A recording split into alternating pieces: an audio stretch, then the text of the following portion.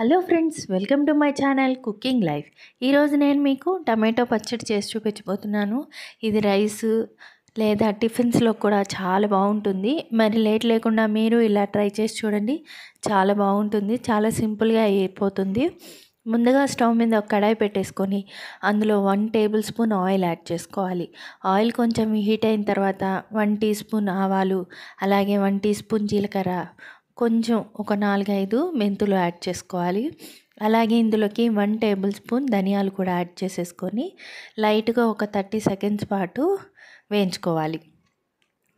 ఇలా వేగిన తర్వాత ఇందులోకి ఒక 10-15 ఎండుమిర్చిని మధ్యలోకి తుంపుకొని యాడ్ చేసుకోవాలి. మీ కారం తగ్గట్టు మీరు యాడ్ చేసుకోండి. ఇలాగ అన్నిటినీ ఒక నిమిషం పాటు వేయించేసుకోవాలి. ఇలా వేగిన తర్వాత వీటిల్ని తీసేసి ఒక ప్లేట్లోకి ట్రాన్స్ఫర్ చేసేసుకోవాలి. ఇప్పుడు ఇదే బాండీలోకి ఒక 2 టేబుల్ స్పూన్ల ఆయిల్ యాడ్ చేసుకోవాలి. ఆయిల్ కొంచెం బాగా హీట్ అయిన తర్వాత ఇందులోకి ఒక 1/2 కేజీ టొమాటోల్ని కొంచెం పెద్ద పెద్దగా ముక్కలు కట్ చేసుకొని యాడ్ చేసుకోవాలి. వీటిల్ని బాగా వేయించుకోవాలి.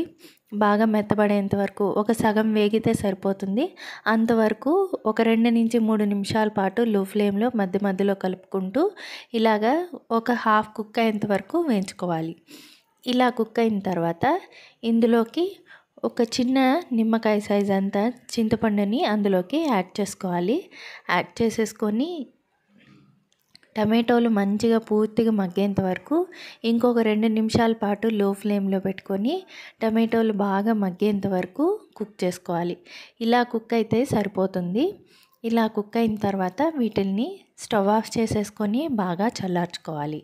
ఇలా చల్లార్చుకున్న తర్వాత మిక్సీ జార్లో ముందుగా వేయించుకున్న వాటిల్ని మిక్సీ పట్టేసుకోవాలి.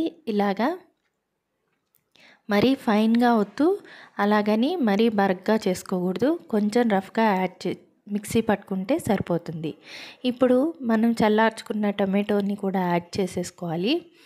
అలాగే రుచికి సరిపడా సాల్ట్ కూడా యాడ్ చేసేసుకొని మూత పెట్టేసుకొని మనం రోటి పచ్చళ్ళు ఎలాగైతే చేసుకుంటామో పల్స్ మోడ్లో గ్రైండ్ చేసుకోవాలి. అక్కడక్కడ మనకి టొమాటో కొంచెం తగులుతూ ఉండాలి. అలాగే మరీ పేస్ట్ లాగా చేసుకోకూడదు. ఇలా చేసుకుంటే టేస్టీగా ఉంటుంది. ఇప్పుడు మనం పోపు పెట్టుకుందాం. ఇందులోకి ఒక 2 టేబుల్ స్పూన్ల ఆయిల్ యాడ్ చేసేసుకొని అందులోకి ఆవాలు, జీలకర్ర, పచ్చెనగపప్పు యాడ్ చేసేసుకోవాలి. వెల్లుల్లిపాయ, అలాగే ఒక ఎండుమిర్చిని యాడ్ చేసుకోవాలి. కరివేపాకును కూడా యాడ్ చేసేసుకొని కొంచెం లైట్గా వేయించుకోవాలి.